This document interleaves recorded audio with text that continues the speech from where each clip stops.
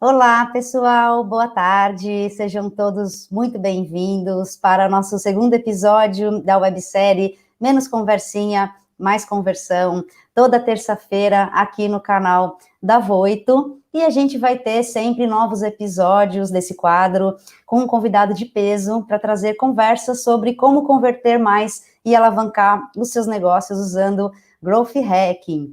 Eu sou a Jana Ramos, Growth Hacker, fundadora da Growth Lovers, da Queen J EduTech, sou apaixonada por Growth Hacking, pelo funil pirata, que é uma metodologia que eu implemento nas empresas há alguns anos já, e é um prazer estar aqui com vocês mais uma vez, para a gente falar de Growth Hacking, um assunto tão apaixonante e tão impactante no marketing e nas vendas de qualquer empresa. Eu queria convidar aqui a Bárbara para trazer alguns recadinhos legais para a gente. Tudo bem, Bárbara? Tudo ótimo, Jana. E bom, eu vim aqui para trazer algumas ideias muito legais. Em primeiro lugar, eu já digo que se você está acompanhando a gente, fica até o final, porque no final eu vou falar de uma campanha incrível que a gente está soltando aqui na Voito. Mas calma, calma, né? Enquanto isso, o que eu posso falar para vocês é que o nosso manual de bordo já está disponível e vocês podem acessar agora. E entrando neles, vocês têm acesso a todos os insights de todos os episódios, né, que a gente já fez e vai fazer aqui na websérie. E também você tem acesso a materiais complementares. O material de hoje é, primeiro, o resumo do livro Funil de Vendas, e o segundo é um artigo falando sobre como que o funil de vendas pode trazer resultado para o seu negócio. Então, se você conhece o funil de growth, com certeza aí o funil de vendas também vai ser uma parte complementar para o seu dia a dia. E a nossa convidada já deixou claro que trouxe aqui tudo de forma bem visual para você entender passo a passo ali como que funciona o funil.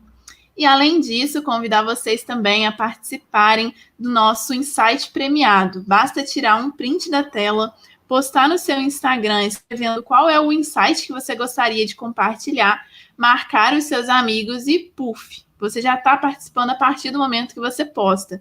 E o prêmio pode ser um kit Voito com uma canequinha maravilhosa, uma pulseirinha linda e muitas outras coisinhas aí que você pode ganhar, ou então um livro de Excel da nossa editora. Tá bom ou quer mais, Jana? Tá maravilhoso, nossa, incrível, tá? Parabéns aí pelos materiais para o pessoal, vai agregar muito valor e eu agradeço muito vocês, tá? Eu queria aproveitar agora para chamar aqui a nossa convidada especial de hoje, uma pessoa que eu conheço de longa data e está nessa caminhada do Growth há bastante tempo também, que é a fundadora da Growth Office, Raíssa Terra, para a gente conversar sobre o funil do Pirata, como funciona o funil de vendas no Growth. Tudo bem, Raíssa? Oi, tudo bem, Jana? Oi, pessoal, boa tarde. Obrigada aí mais uma vez pelo convite, viu? É um prazer estar aqui com vocês, para trocar conhecimento. E vamos que vamos. Assim, como a Jana comentou, né, já estou no mercado já basicamente quase 15 anos de carreira, já aplicando o Growth desde 2015. Então, posso falar que o objetivo de hoje é, de fato, desmistificar, né? Então, existem diversos funis no mercado, tem várias formas de trabalhar com growth, marketing, etc. E eu acredito que existe muita confusão no mercado. Então, o objetivo de hoje é, de fato, mostrar como, né, você pode implementar essa metodologia de growth hacking no seu negócio, adaptando ao seu modelo de negócio, à sua realidade, né? Sem seguir, de fato, fórmulas prontas, porque o growth vai muito contra isso, né? É muito mais uma questão de entender o que funciona para o teu negócio e adaptar, né? Então, a ideia é a gente ter um debate rico aqui sobre esse assunto do funil e dar alguns exemplos práticos para vocês, né? Para conseguir, de fato, tangibilizar, né, a questão do funil e implementar no seu negócio. Inclusive, a Raíssa, ela, além de ser CEO e fundadora da Growth Office, ela é uma das pioneiras do Growth no Brasil, ela montou o primeiro time de Growth Marketing de startups aceleradas, como a antiga Content Tools, a Pips, Exact Sales, então vai ser muita coisa legal que ela vai contar para a gente. Queria pedir para o pessoal mandar perguntas, mandem dúvidas, que no finalzinho a gente vai deixar um tempo para tirar as dúvidas de vocês, tá bom?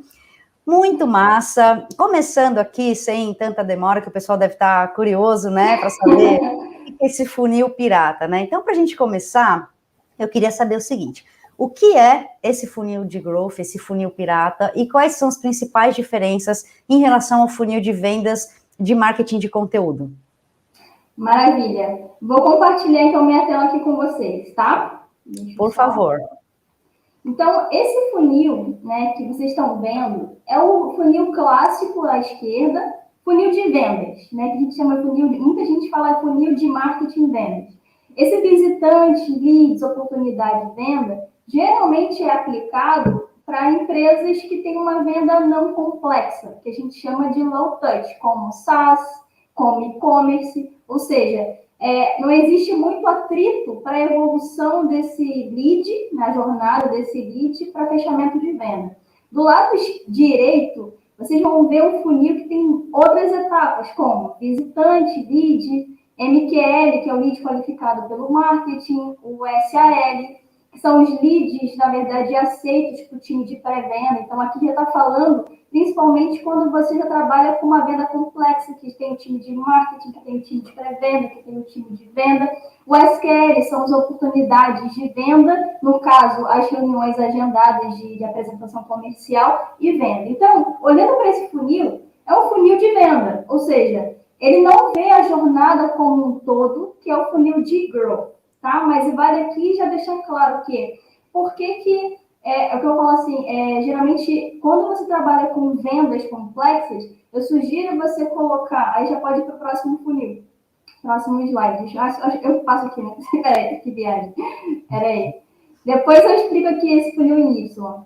Mas, basicamente, quando vocês vão olhar o terceiro funil aqui dessa jornada, que é um funil gravado, o que acontece? Ele vai pegar toda essa etapa de marketing e vendas e vai além, né? Ele começa a olhar também a parte de retenção de cliente. Então, basicamente, a diferença entre um funil de marketing e vendas para um funil de growth é que o funil de growth ele vê todo o ciclo de vida do cliente, né? Desde a aquisição até a retenção, olhando para as métricas de crescimento. Né? Ou seja, a jornada completa. Enquanto o funil de marketing e venda, ele serve muito mais para alinhar a área de marketing e vendas e acompanhar esse estágio do lead até o fechamento. E o marketing de conteúdo, que é o funil do meio, eu vejo que já seria um funil que vai dar um norte para a estratégia de conteúdo. Ele basicamente desenha a jornada de compra, ou seja, o processo de tomada de decisão de compra mental do teu usuário, do teu lead, enfim, do teu cliente. E ele serve muito mais como um norte, né, para produção de conteúdo. Tanto pode usar para inbound, para outbound, não importa. Mas são funis que eu, digamos assim, que são complementares, tá? Consegui explicar bem, Jana? Quer complementar algum ponto? Muito bem, muito legal. E eu já vou emendar, inclusive, na segunda pergunta, mas só para explicar um pouco para o pessoal que quando ela falou de low touch e high touch, geralmente low touch é uma venda menos complexa, é uma venda mais self-service, que você precisa de menos interação com aquele usuário para fazer a venda. E uma venda complexa, high touch, é que tem muito contato, tem muitas etapas, tem uma complexidade maior para essa venda acontecer.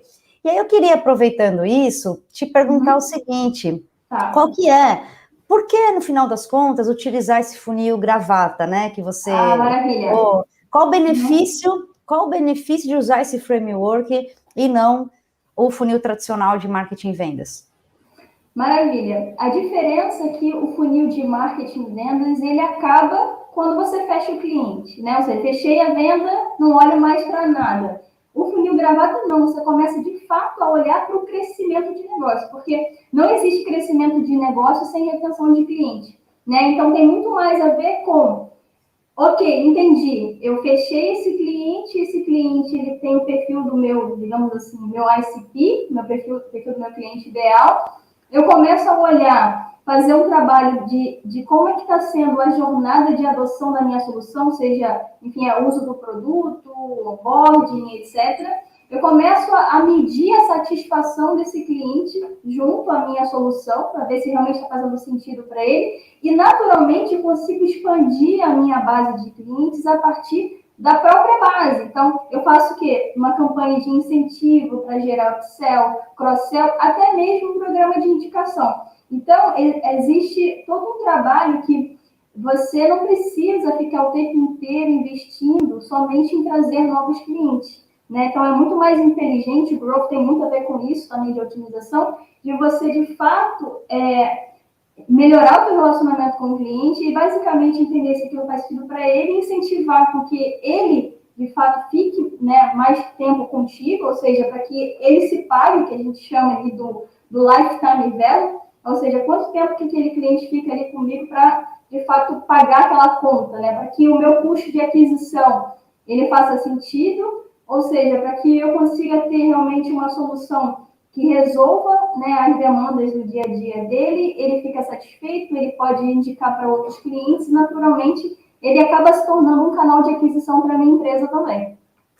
Muito legal isso que você está falando, porque eu acho que um dos principais pontos do Growth é trazer essa visão um pouco mais holística sobre a empresa, de que não basta vender, não basta trazer o usuário lead e venda, você tem que ser capaz de reter esse cliente na sua empresa para ela ser sustentável, para ao longo dos meses, dos anos, esse LTV, né, que é uma métrica tão importante para o sucesso do cliente, o tempo que ele passa com a gente, deixando ali uma receita, isso vai ter um impacto na empresa ser sustentável, muito mais do que no volume de aquisição de novos clientes, que é exatamente isso que a Raíssa falou. Se eu tenho uma velocidade muito grande de trazer cliente para dentro, tem um custo isso, um custo de aquisição de cliente, que é uma métrica muito importante também. Só que se esse cliente que entrou não se pagar e ainda deixar um dinheiro ainda com a empresa, essa empresa não vai ser sustentável nunca, né? Então, é um tipo de... é uma mentalidade, uma maneira de enxergar um negócio que está cada vez mais obrigatória, vamos dizer assim, não é uma opção, eu acredito particularmente que não é uma opção, olhar para retenção ou não, acho que todo tipo de negócio tem que olhar. Por exemplo, o que seria a retenção de um e-commerce? Seria a recompra, a quantidade de vezes que aquele cliente compra ao longo do ano e tudo mais, né?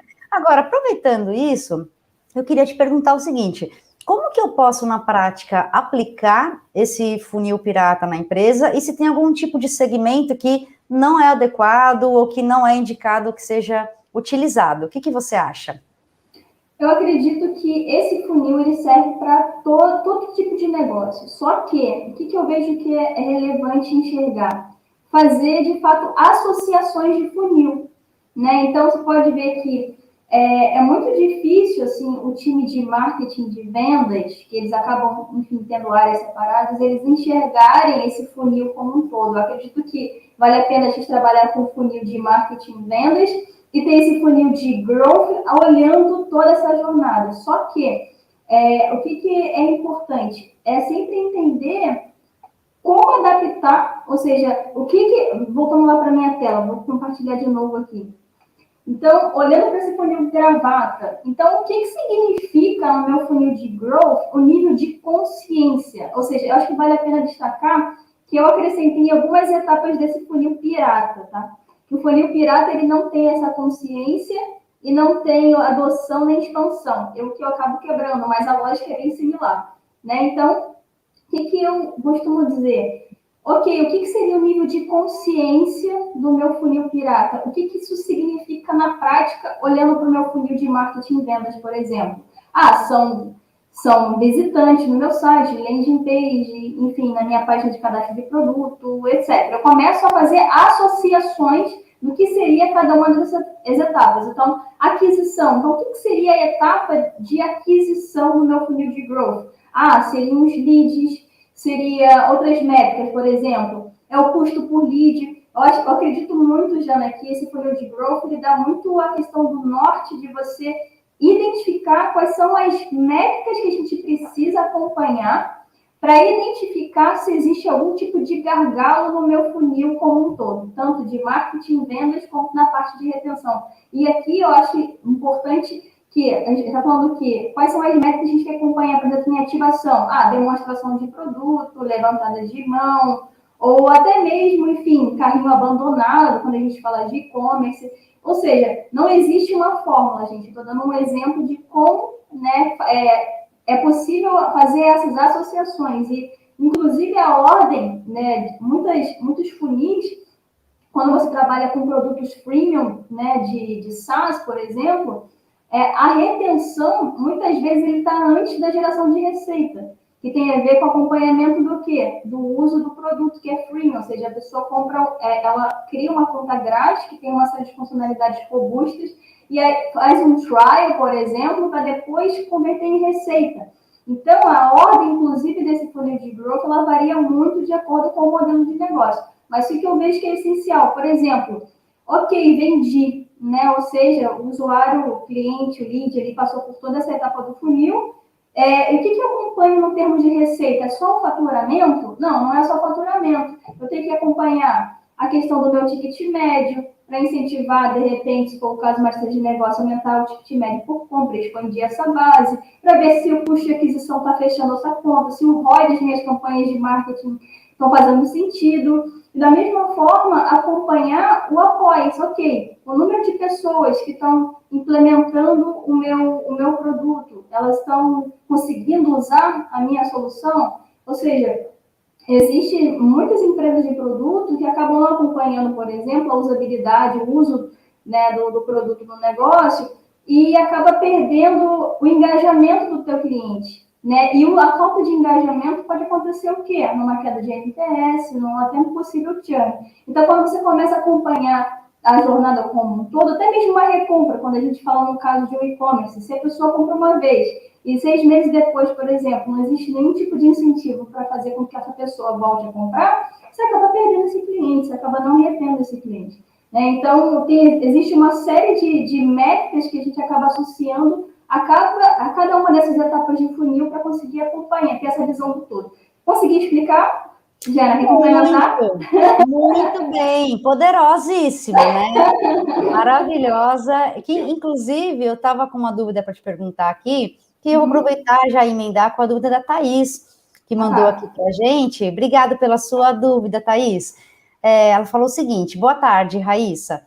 Qual dos estágios do funil você acredita ser o mais importante ou que pelo menos deve receber mais atenção? Gente, todas as etapas do funil, eu acredito que elas são importantes. Assim, eu acredito que vale muito entender entender o seguinte: como é que está sendo a medição dessas etapas do funil? Existe algum tipo de gargalo? Ou seja, qual é a ideia, né? Até para a gente enxergar se tem algum gargalo no funil, geralmente a gente trabalha com benchmark, que tem algumas taxas de conversão no mercado, ou seja, em cada uma dessas etapas de funil, olha o histórico e começa a ver se está tendo alguma queda, né, em uma dessas taxas e conseguir, de fato, levantar, aí tem a ver com a questão dos experimentos, levantar hipóteses para poder resolver aquele problema. Então, por exemplo, se eu tenho um gargalo entre a minha etapa de aquisição, ali olhando especificamente para levantada de mão, ou seja, de alguma forma, de um mês para o outro, eu tive uma queda da minha taxa de conversão ali de levantada de mão. Ou seja, o que aconteceu, né, para que de fato a gente tenha essa queda de oportunidades, olhando ali para o funil associado de marketing e vendas? Eu começo a me aprofundar nisso e coloco hipóteses para resolver esse problema. Então, por exemplo, vamos supor que eu tenha mudado o meu público, né? O foco do meu público numa campanha de anúncio, por exemplo, que era com foco em levantada de mão. Então, eu acredito que se eu mudar para o público X, eu consigo aumentar em 5% a minha taxa de levantada de mão e conseguir destravar, enfim, esse processo no meu funil, por exemplo, tirar esse gargalo no meu funil.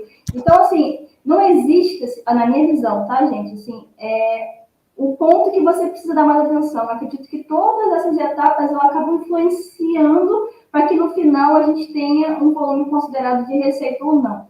Tá? Então, acho que o ponto é acompanhar onde que está o gargalo em cada uma dessas etapas e buscar soluções, enfim, hipóteses com experimentos para conseguir, enfim, melhorar suas taxas e o funil ele fique cada vez mais redondo ali, né? Ou seja, e consiga sempre estar utilizando essas taxas em toda a jornada do ciclo de vida do seu cliente.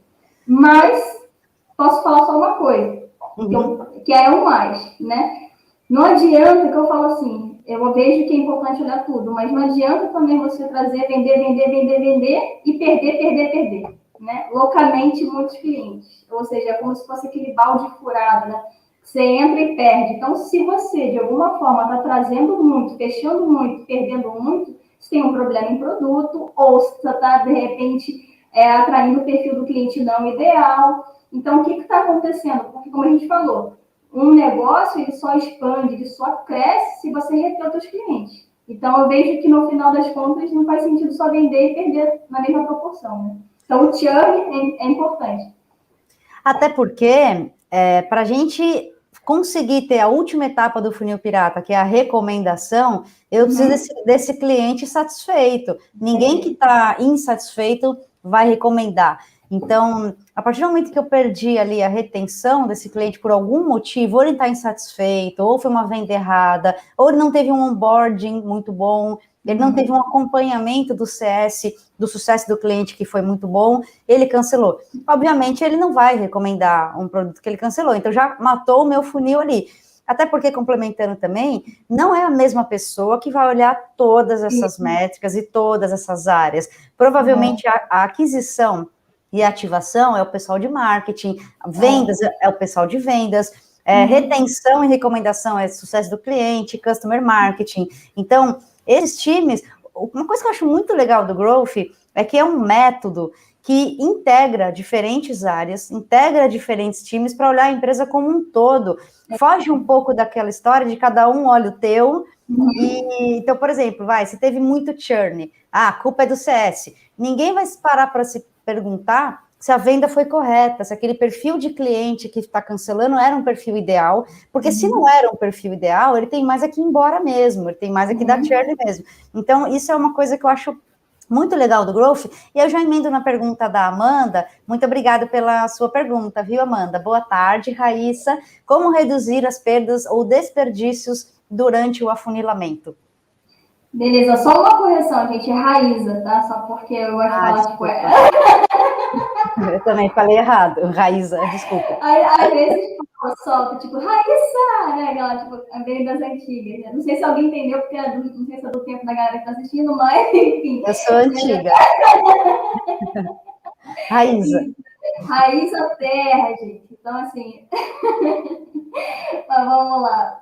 Quais são as principais funções, né? Então, como a Jana comentou, é de fato o alinhamento entre as áreas, eu vejo que enquanto o marketing está olhando, né, essa questão da qualidade de conversão de lead qualificado, oportunidade para venda, a venda está conseguindo converter aquelas reuniões em venda efetivamente, CS já está olhando o onboard, já está olhando a questão de até mesmo possibilidade de upsell, enfim, muitas vezes não fica com eles essa questão de buscar extrair receita da própria base, mas sim, começa a ver a satisfação do cliente, engajamento, NPS. Então, o Growth Hacker vai ser aquele profissional, aquela profissional que vai olhar o funil como um todo e ver onde pode estar os gargalos, inclusive identificar possíveis silos, né? Porque é comum, né? Ou seja, as empresas ficarem muito fechadinhas nos seus quadrados, elas não conversarem e acaba tendo aquela questão do exemplo da Jana, que a gente comentou ainda agora. Estou perdendo cliente e a culpa é do CS, mas será que a venda não foi mal feita? Será que o erro também não foi de marketing? Será que o erro também não foi, no caso de uma pré-venda, se realmente deixou passar o perfil de lead que não estava no momento de compra, que não faz sentido, ou seja, só para vender, bater as metas de venda, de marketing. Então, no final, todo mundo é responsável, né? Então, a gente mostra assim que o growth não é culpa só, não é responsabilidade só de marketing, não é só de venda, e não é só de CS, sucesso do cliente. Então, todo mundo, no caso, todas as áreas de negócio, elas são responsáveis pelo crescimento. Essa é a visão. Muito perfeito. Eu também concordo muito com isso. E também, a pergunta do Natson é muito boa. Gostei muito dela, viu, Natson? Obrigada por enviar para a gente. Que é o seguinte, boa tarde, Raíza. Raíza, você considera a criação, até porque só para me justificar um pouco, tá? Eu não sou sonsa, não, conheço ela há bastante tempo. É porque Raíssa é o nome da rainha de bateria da Beija-Flor. E aí, sempre que eu vejo o teu nome, eu penso naquela Raíssa da Beija-Flor, tá? Até você me perdoa, mas Raíssa. Então, assim, ó, o Nadson fez uma pergunta muito boa, que é o seguinte: você considera a criação da persona uma etapa fundamental para definir qual funil devemos utilizar? Total, tá? Então, assim, a persona, eu vejo que ela é o ponto-chave, assim, é o centro de tudo, né? Até para produto, para marketing, para vendas. Sim, entender a persona e as personas, porque dependendo do ciclo de venda e da complexidade, né, de venda, pode ser que você tenha mais de uma persona, ou seja, tenha um influenciador de compra, tenha um decisor de compra. Isso acaba impactando, inclusive, no tempo de tomada de decisão. E sim, entender o perfil dessas pessoas impacta em você identificar, principalmente, tá, o funil de marketing e venda. Se você vai escolher vai ser a venda high touch ou a venda low touch, tá? O funil de growth, ele é muito adaptável, ele se associa muito ao funil de marketing e venda, tá? E ele acaba, é muito mais aquele exemplo que eu dei. Talvez você vai mudar a ordem. Deixa eu voltar lá para o funil. Ah lá. Você pode compartilhar para a gente aí, por favor? Isso. Talvez vai mudar, vai ser a ordem do funil pirata. Porque dependendo da complexidade, às vezes se é um SaaS, é um produto premium, enfim, freemium da vida, acaba a ordem da retenção, muitas vezes ele está antes da geração de receita, e não ao contrário. Tá? Então, é muito mais uma questão de entender como é que é o seu modelo de negócio, tá? Mas sim, a persona, na minha visão, é o centro de tudo. E você, Jana, o que você acha? Concordo também, até porque o modelo de negócio também, os tipos de venda que você vai ter, se vai ser uma venda totalmente low touch, self-service, você vai ter uma outra maneira de enxergar esse funil de growth do que se você tiver uma venda complexa ali no meio, um inside sales, uma prospecção, uma ABM, né, Account Based Marketing. Ai, obrigada por lembrar, tem um slide para mostrar. Opa, por favor. Tem um slide para mostrar que é o de inbound e outbound. Tá aqui, ó. Eu esqueci de mostrar exatamente o que a Jana falou.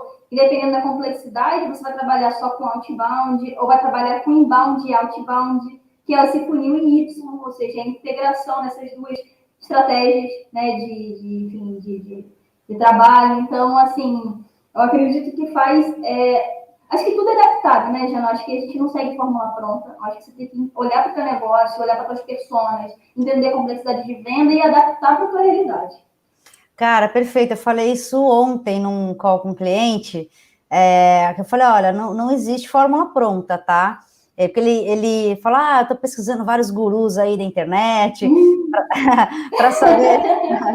para saber o que eu posso fazer no meu negócio. Eu falei, coração, não fica ouvindo guru, não.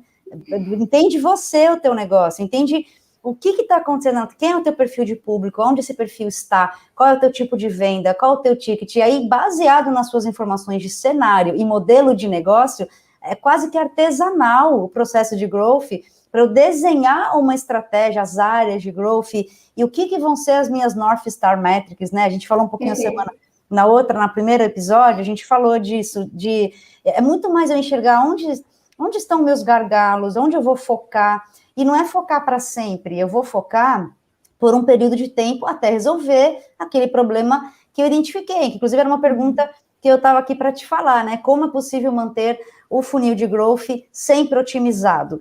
Eu acho que é muito em cima disso que você falou, de eu sempre ter uma prática, uma frequência de analisar os meus números, os meus dados, entender em relação a benchmarking. Eu falo muito disso para os alunos, não tem como eu saber se eu estou indo bem ou não, se eu não tiver uma comparação, e pode ser o meu próprio benchmarking, o meu histórico na empresa. Como que você enxerga isso? Não, é exatamente isso, né? É a casa um pouquinho que eu falei alguns minutos atrás, né? Então, é acompanhar de perto as suas métricas de toda a etapa do funil, comparando a períodos anteriores ou a benchmark. Então, vamos supor que você é uma empresa nova, ou seja, acabei de lançar um produto, acabei de montar minha startup. Então, se eu acabei de montar, não tenho histórico. Então, para onde que eu vou olhar? Né? Eu vou olhar para o que tem de referência no mercado. Se quem quiser depois pode me adicionar no LinkedIn, que eu tenho uma tabelinha de benchmark de taxa de conversão nas etapas do funil para cada segmento. Então, Se você acabou de lançar a tua startup, você tem que olhar para o mercado. Agora, se eu sou uma empresa que já tem alguns anos, eu começo a olhar, né, de trás para frente, consigo entender o meu histórico e começo até mesmo a comparar a bench de mercado e ver, caramba, como é que está sendo, como é que está o meu funil? Eu estou indo bem, estou indo mal. Beleza, se eu estou indo mal aqui, vamos supor que seja na etapa de lead para lead qualificado, ou seja, qualificação de lead, por exemplo. Então, eu vou focar, qual é a métrica que importa, né, para o meu marketing naquele período? Cara, é melhorar a minha taxa de qualificação. O que eu preciso fazer? Eu criar fluxos específicos por dores, por jornada, por perfil de persona, etc. Então, você vai focar os seus esforços para resolver aquele problema durante um período e passa para aí você começa a focar depois numa próxima métrica de obsessão, né? Ou seja, o que você vai olhar depois de novo para poder melhorar? A minha próxima taxa. Então, o que acontece muito aqui na Growth com os clientes? Pega um funil todo fodido, desculpa de falar assim, desculpa o termo, pega um funil cheio com as taxas de conversão ruins em quase todas as etapas e quer melhorar todos de uma vez. Tipo, calma. Não dá, né? Então, vamos focar primeiro em resolver isso aqui, depois a gente passa a resolver essa métrica aqui, e depois a gente tem que priorizar qual vai ser o foco, né? Então, porque não existe milagre, né? Para você chegar na sua funil ideal, você vai resolvendo, é um objetivo de cada vez.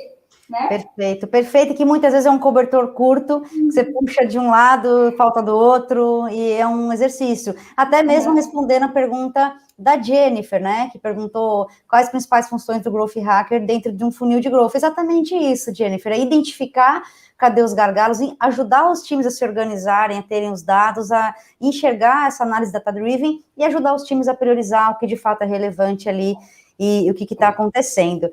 Olha, passou muito rápido, voou, assim, foi muito legal. Eu queria agradecer a presença da Raíza aqui com a gente. Muito obrigada pela sua participação, por trazer o seu amplo conhecimento para passar para o pessoal também. Muito obrigada, e eu acho que foi muito legal, tá? Foi ótimo. E se ficaram dúvidas, podem mandar para você no LinkedIn, né? Te abordar lá. Inclusive, eu acho que só para, eu sei que está na hora, só para um ponto que a gente não abordou, né? As ferramentas, a gente está falando muito de métricas e em nenhum momento, como é que mede tudo isso? Cara, está um Tag Manager, Google Analytics, Google Optimize, enfim, Hotjar, de alguma forma, está na ferramenta de automação para traquear o comportamento assim, dos leads, né? Enfim, acompanha de perto, via planilha mesmo, gente, as etapas do funil de marketing vendas, o funil de growth. Então, assim, de alguma forma, assim, como é que você vai tomar decisão com base em dados se você não tem esses dados? Então, precisa implementar nessas ferramentas para você acompanhar de perto. Eu acredito que é isso. Obrigada, viu? Perfeito, arrasou. Muito obrigada. Foi um prazer enorme ter você aqui com a gente. Obrigadão, pessoal. Até a próxima, Jana. Até a próxima. Obrigada, pessoal. Valeu. Tchau. E eu queria aproveitar e chamar a Bárbara aqui com a gente para dar os recados finais e as novidades, que eu sei que tem um presentão aí para o pessoal. Isso aí, Jana. Daqui a pouquinho eu vou falar qual que é esse presentão que o pessoal vai ganhar. Mas, enquanto isso, eu vou falando aqui os nossos insights, né? Então, uma das coisas que eu achei muito interessante, né, quando ela estava ali mostrando o funil, é que as coisas não acabam quando a gente vendeu, acabou, perfeito, os clientes que aproveitem o produto para lá, né? A gente tem que pensar também em toda a jornada após isso. Então, acho que esse é um assunto também bem consideravelmente recente. Antigamente, as empresas paravam ali na venda e por aí estava ótimo, mas hoje a gente observa que é algo essencial, né? Até porque a gente, como cliente, quer ter esse tipo de tratamento também, né? A gente quer, às vezes, receber aquele cupom despretensioso para adquirir uma segunda formação, um segundo produto em um outro momento. A gente quer ter esse tipo de contato depois que a gente compra também. Então, achei muito interessante trazer essas etapas, né? Perfeito, tem tudo a ver, faz todo sentido, e eu acho que foi um grande insight aí para o pessoal também.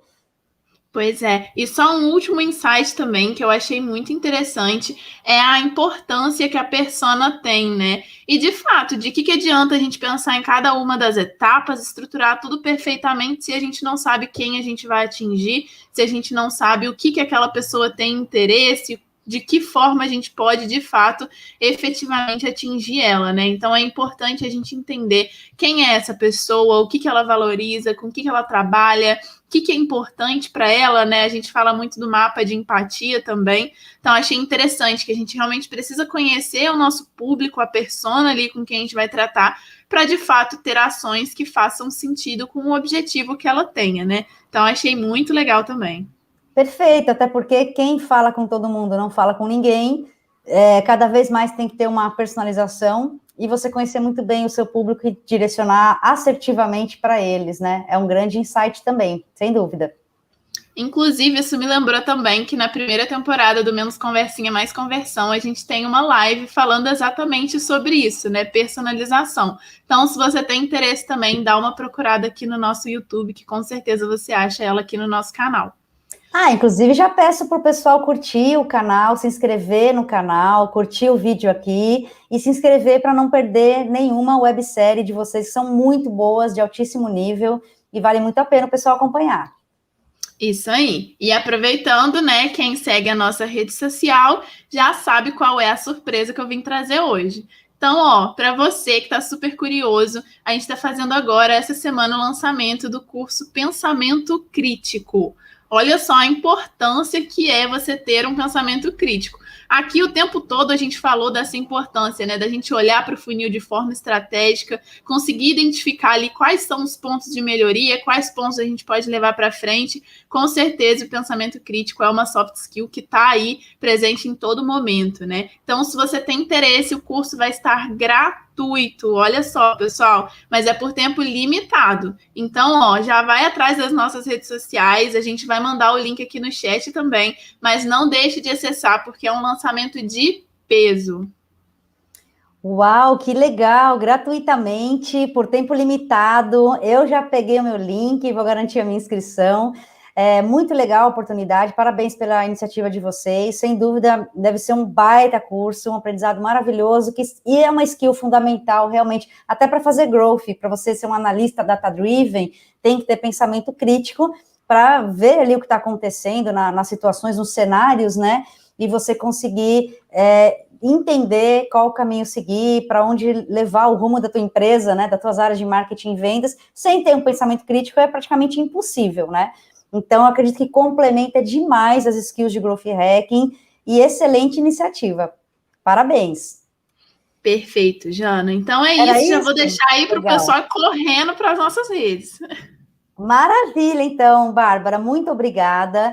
E eu queria aproveitar aqui que a gente está finalizando e convidar vocês já para o próximo episódio. Na semana que vem, a gente vai ter um programa muito especial falando sobre como identificar o tipo de lead e a estratégia de conversão ideal. Então, assim, como vocês podem ver, o Growth abrange diversos conceitos, diversos temas, e a gente vai a cada semana se aprofundando e afunilando em alguns desses temas. Então, a semana que vem vamos falar de tipos de leads e estratégias de conteúdo e conversão. Não percam, vai ser muito legal, e eu espero vocês terça-feira, 1h30 da tarde, aqui no canal da Voito, no YouTube. Muito obrigada a todos que participaram, que mandaram suas perguntas. Uma ótima semana para todos e até mais.